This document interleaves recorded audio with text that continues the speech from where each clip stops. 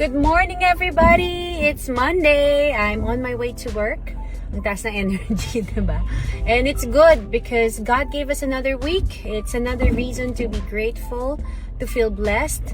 And the truth is, it's scary too kasi hindi naman natin alam what's gonna happen this week. And many times we don't understand why things are happening. Paano yan? Kulang yung pambayad ko sa ganito. Paano yan? Rent is coming up. Paano yan? May sakit yung nanay ko or yung daday ko.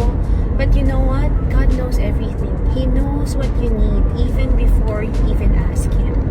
And we just need to trust in Him and depend on Him and really, really, really understand that He is there for us.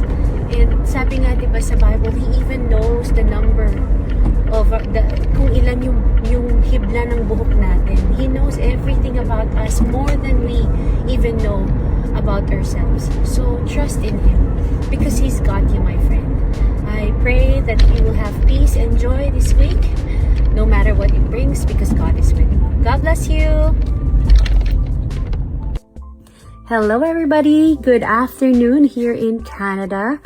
It's a Monday here and it's been 4 months since I started growing out my gray. Ayan, it's grown longer. And honestly, the first few weeks, the first month was the hardest kasi that's when you really see the line, the difference between the white and your dark hair.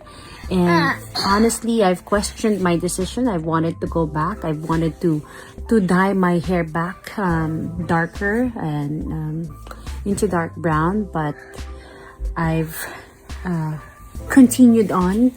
And ngayon, mas mahaba na yung aking white hair. And I like it. Do you like my white hair? Yeah. Yeah. And my children loves it. My husband loves it. And I think it's the same with faith too.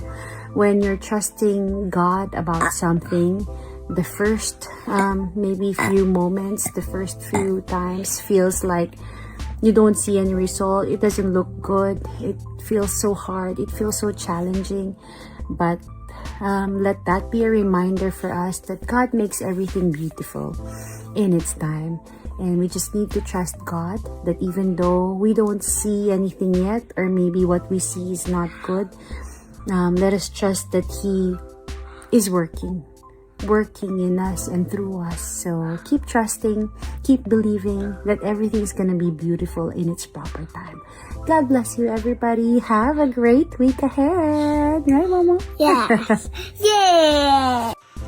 Hello, everybody! It's my off today. And syempre kapag off natin, akala natin mag-rest tayo. Pero ang mga nanay, walang pahinga. Pero okay lang kasi I have this amazing tea ni Marco, which really helps give me energy, good mood, and really lessens my appetite. So para sa ating mga nanay who wants to lose weight pero nahihirapan tayo kasi parang palagi tayong gutom. Parang our mouth is always lonely. Minsan kailangan talaga natin ng tulong kasi hindi naman lahat kayang mag-fasting. So the special tea helps curb your appetite pero hindi ka manginginig, hindi ka magiging hungry. So, okay lang. And you'll be able to sustain na hindi ka kakain until your next meal na hindi ka nanginginig or hindi sumasakit yung ulo mo. So, if you wanna try it, if you wanna give your health a boost, gusto nyo itong i-try, you know what to do. Just comment health or tea and I will send you the info. God bless you, mommies.